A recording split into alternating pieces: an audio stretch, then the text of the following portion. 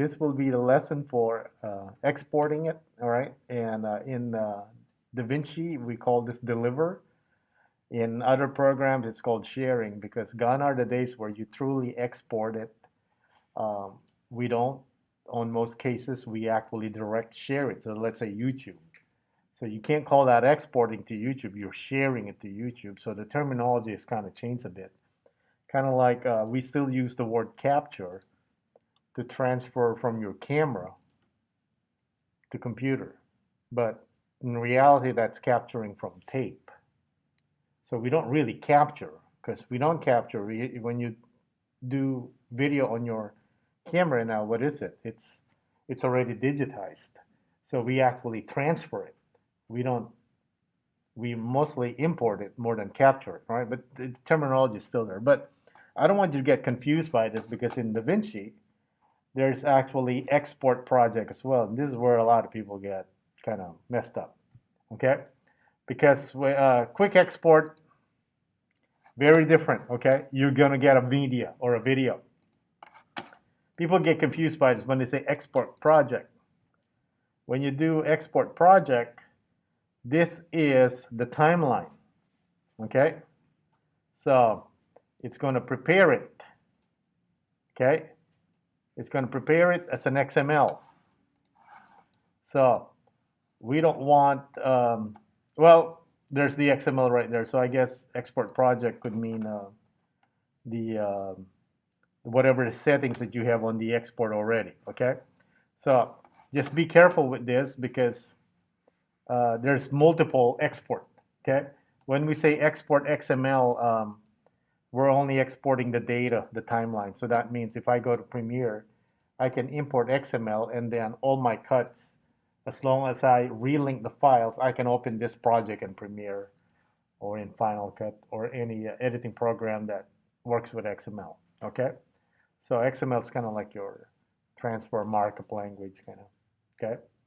All right, so we're not going to go with a quick and whatnot. We're going to go to the deliver page, okay? So we're going to go deliver. Okay, in the deliver page, you have your custom share, so you can go directly to YouTube or Vimeo, assuming you enter your account details, okay? Because it needs to know which account to export it, okay? So here we have a queue, meaning I can have multiple jobs to export. I don't have to wait. So back in the day, it's kind of archaic. If I wanted to export one movie and then another one after that, I have to actually wait for the first one to finish.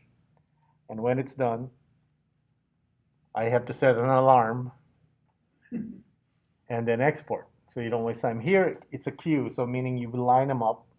So let's say you have 5 projects that you need to export, or the same project, you need to export sections of it.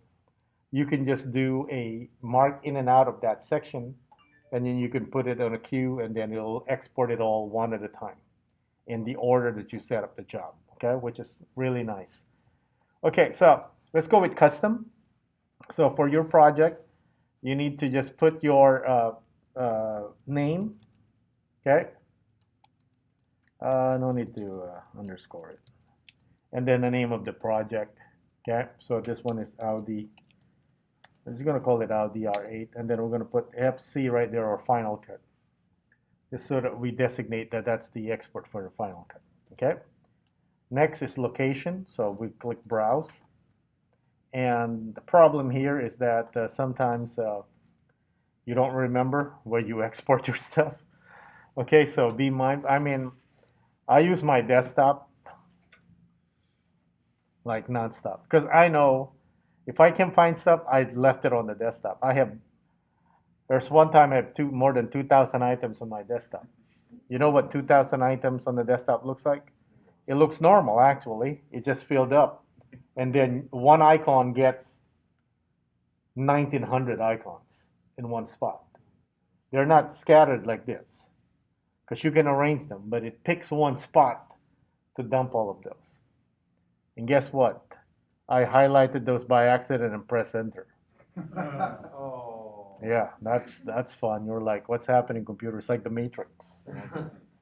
All right. Anyway, so desktop. I'm just Make it a habit, folks. Make a folder.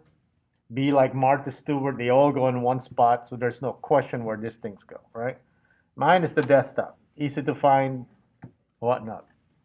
Next, your render single clip or individual clips, right? By default, it's single clip, meaning all these cuts will become one clip. If you pick individual clips, you're being mean. That means you're going to export all those cuts and you want me to put it back together for you before I can grade it. You don't want individual clips, right? I use individual clips for my editing classes. I would edit it like the short animated video. That's already done. But for me to give it to you, I want all those individual clips because they came in a sequential files. They're like one target at a time. All right. So you want this as a single clip. All right. So we scroll down here.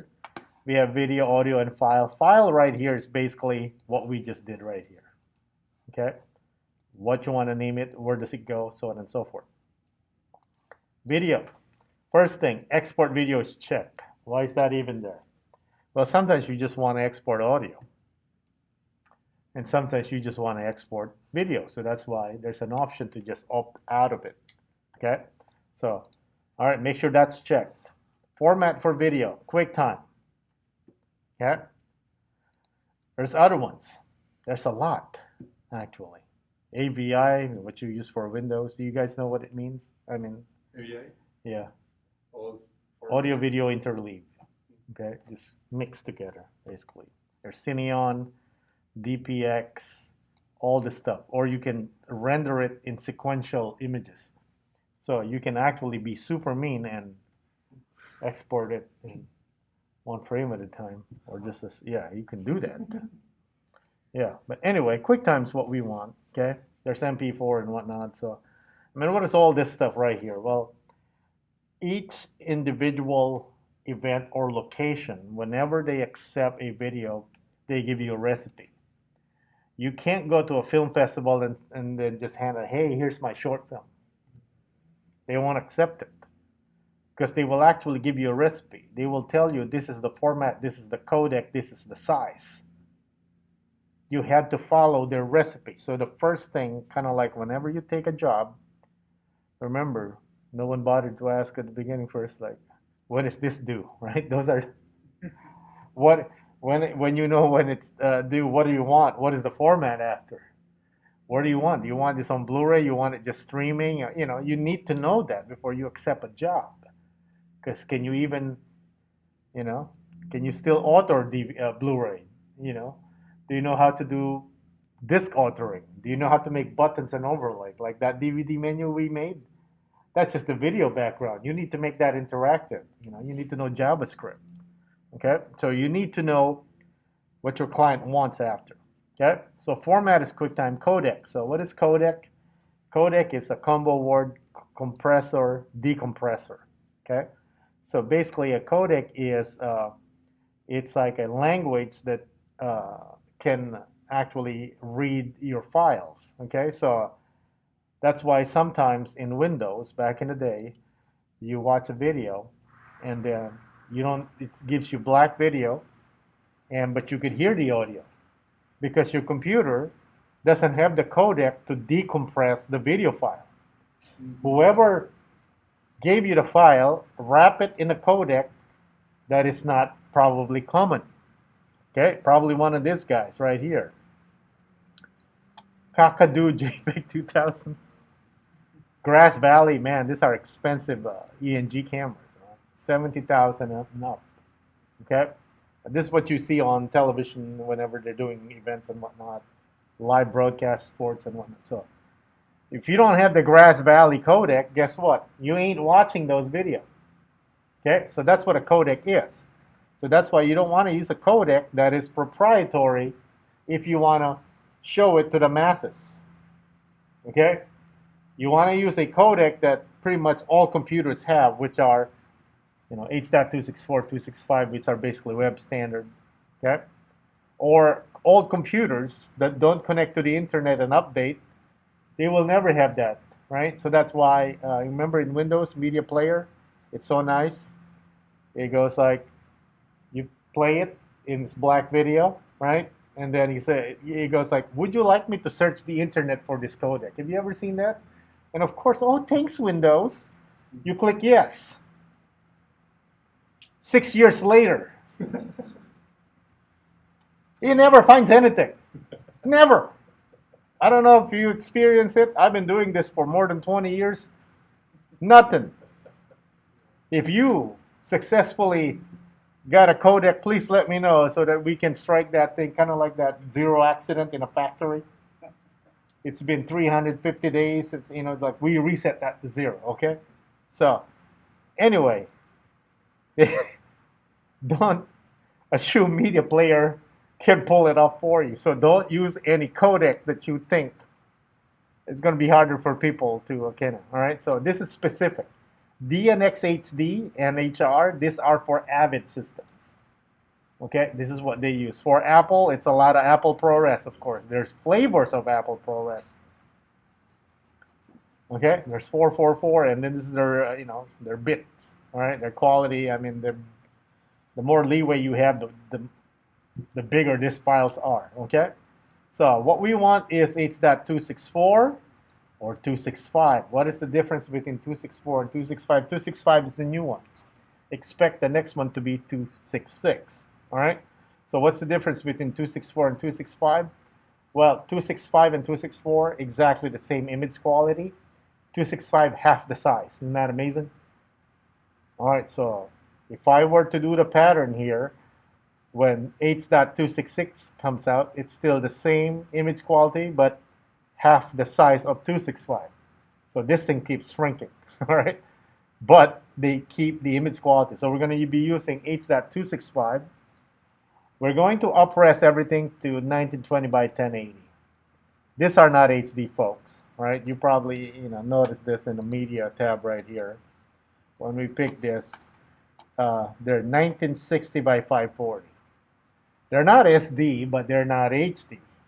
They're somewhere in limbo, okay? And they're only using Apple ProRes proxy because they're for practice, folks, okay?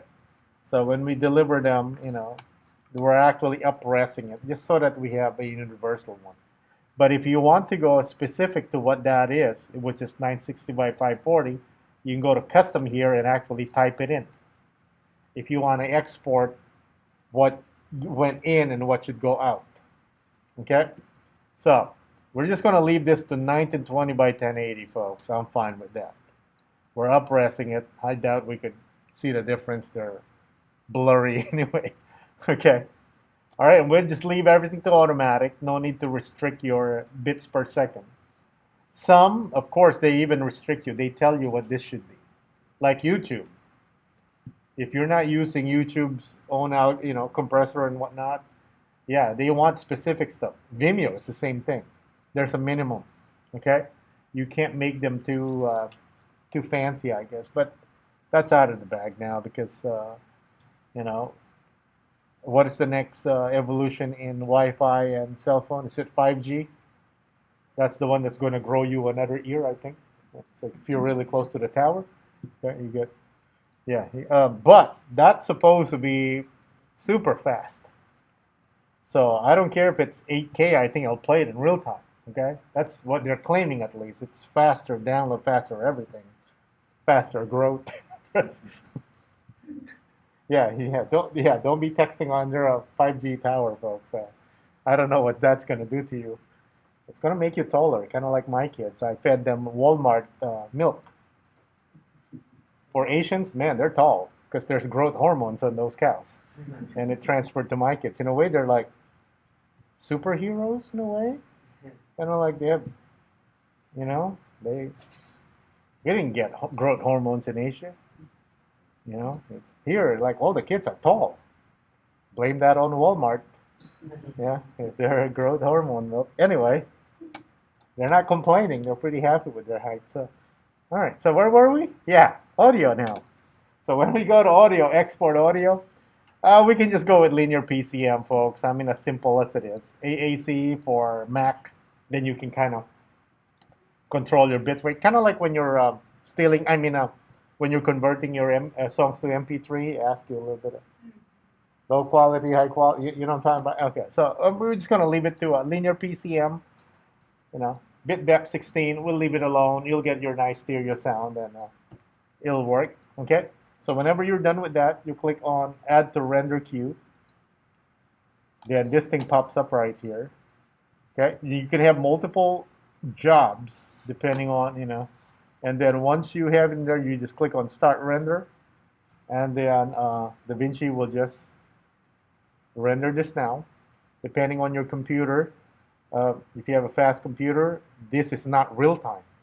It's actually fast, like super fast. It's probably done. Like, Iago, you have yeah, yours is probably, yeah, it's not real time. Here at CFNI, it's more like a molasses time. Okay, it's like watching honey drop. Imagine if there's a waterfall, but it's made of honey, and you're like watching. Man, this is like a scene from the movie 300, but it's real time. Okay, I think mine crashed. I think it. Is it done? Maybe. No, it's still in progress. It's still about 19 minutes, it says. Okay, so if there's a deadline and you're using the Mac Lab here, you should be rendering 3 weeks before the deadline. Then you might make it. Okay, so anyway, you get the point. I'm going to hit stop. Okay, it will generate an MOV file, I promise. Okay, and we'll end the lesson right here.